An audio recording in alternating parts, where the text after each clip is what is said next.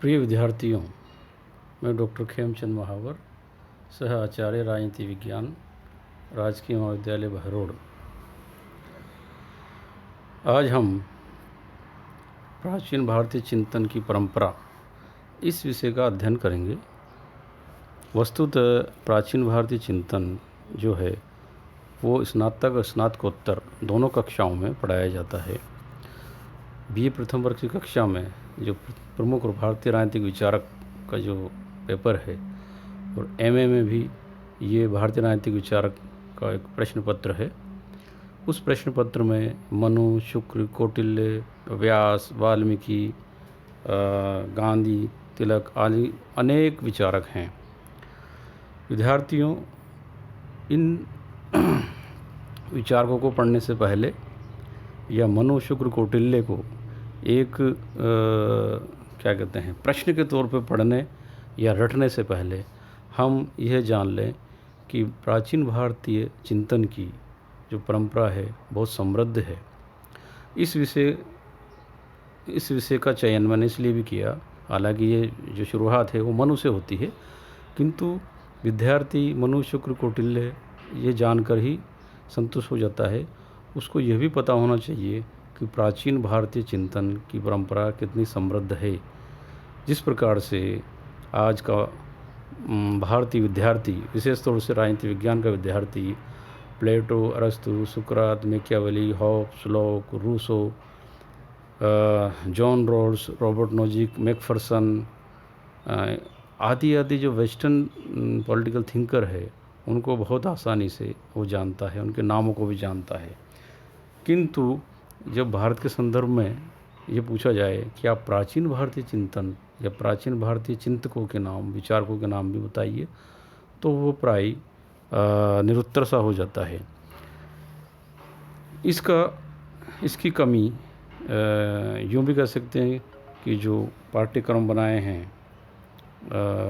भारत में, जिस तरह के पाठ्यक्रम बनाए हैं, उस पाठ्यक्रम में प्राचीन भारतीय चिंतन के चिंतकों को इंट्रोड्यूस नहीं किया गया है, यानी कि सिलेबस की कमी भी है।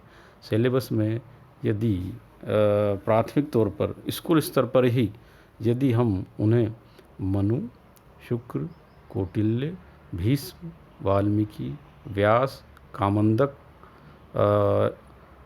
सोमदेव सूरी इत्यादि विचारकों का परिचय पहले से ही करा देते तो हो सकता है उनकी ज़बान पर प्लेटो, अरस्तु, सुकरात न रटते।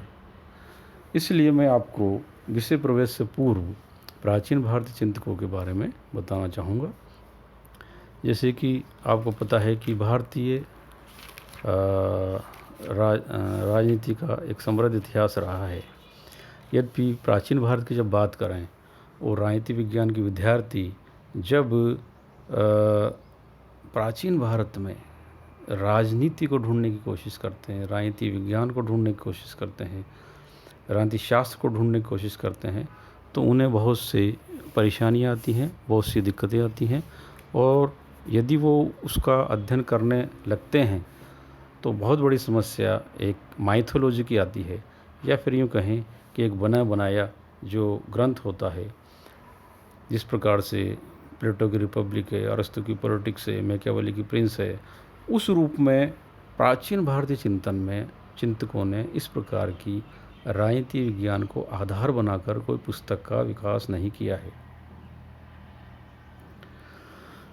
इसलिए हमें प्राचीन भारतीय चिंतन परंपरा में राजनीति विज्ञान को देखने या जानने की बजाय खोजना पड़ता है, क्योंकि प्राचीन भारतीय चिंतन, यूँ मान लिया कि भारतीय राजनीति शास्त्र का जो उद्गम है, यदि भारत के संदर्भ में कहें तो वह ऋग्वेद काल है। वैदिक काल में भी राजनीति विद्यमान थी।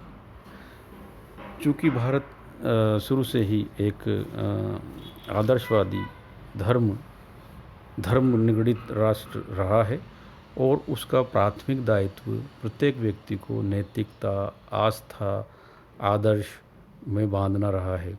यदि व्यक्ति नैतिक आदर्श होगा तो वह प्रत्येक कार्य का संचालन बहुत अच्छी तरह से, भली भांति से कर सकता है। इसलिए भारत में जो राजनीति है वो यूँ कहें कि फिलॉसफी में यानी कि दर्शन में या धर्म में ही अंतर्निहित थी। राजा के क्या कर्तव्य हो सकते हैं? राजा